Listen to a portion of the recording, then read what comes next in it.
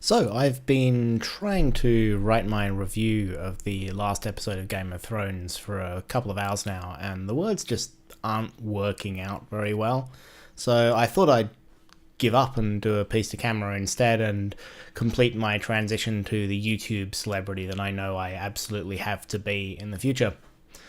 And starting off, when I did the first episode review of this season, I thought it would be a problem that I don't have the deep investment in the series that other fans do. I thought this was going to cause problems with my perception of the series.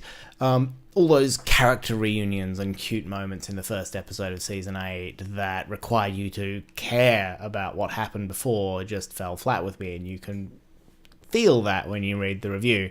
But it turns out for the rest of the season, that's kind of an advantage. Because several times over the course of the history of Game of Thrones, the show has pissed me off enough that I pretty much swore the show off entirely. And for numerous reasons, most of which I'm married to, I've had to come back and keep watching it. So I've become really good at just saying, well, that happened, and carrying on. Like, cool, Daenerys is a baby killer now. I don't agree with how we got here, but I guess we're here now, and I've got to deal with it. And that's how we are leading into the finale. If you are holding on to, well, nothing up to this point really made sense, then the finale's not going to stand up either. But if you're willing to say, well, that happened, it actually turns out to be pretty good. So, talking about finales for a moment, when a show ends, that's how it's going to be forever. When the final scene finishes, where the plot are at, where the characters are at, that all gets encased in amber, and that is how it is all going to be for the rest of time. Walter White is always going to be dead on the floor of that meth lab. Buffy is always going to be on that bus driving away from Sunnydale into a world full of hope and newly awoken vampire slayers. Dexter is always going to be a lumberjack. Yeah, it's not always the best finish, but it's always going to be stuck that way forever.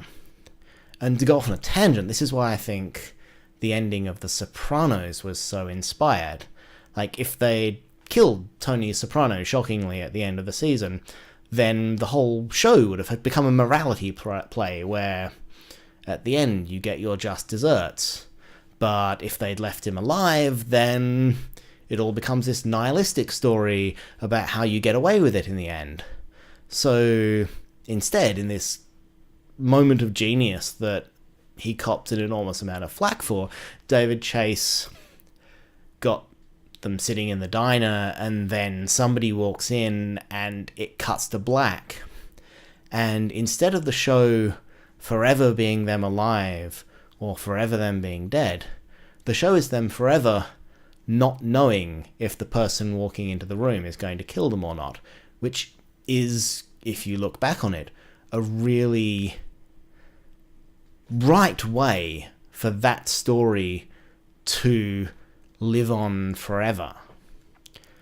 But you can't do that in Game of Thrones. Game of Thrones, it's an epic fantasy. Epic fantasies don't end with a smash cut to black.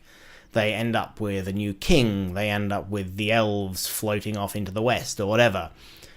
And there are so many characters and so many plot lines in Game of Thrones that they all need to be wrapped up in a way that the people who are invested in each of them particularly at least feel that they've ended up in a good place, and when they look back in a month or a year's time, it's like, yeah, they're still exactly in the same place, and I'm still pretty happy with that. And I think it worked out kind of well. I mean, the whole new king thing, I mean, I've always been of the opinion that the Iron Throne was the series' big MacGuffin. Like, we're supposed to care who ends up on the Iron Throne at the same time as we watch a succession of people end up on the Iron Throne and do a disastrous job with disastrous consequences.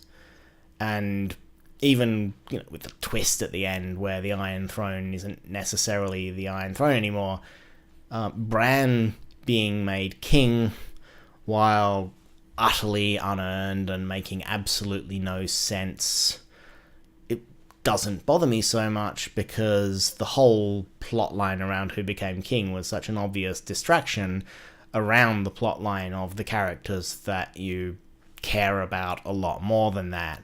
Although I really did like the moment where Sam suggested democracy. It was, for this one moment, you felt you were in Russell Crowe's Robin Hood, and everyone was just about to develop a social conscience and sign the Magna Carta, and then it just kind of dragged on a little bit too long when you thought, oh god, are they making this terrible mistake? And then suddenly you were teleported back into Game of Thrones again and everything was okay. I thought that was really kind of cool.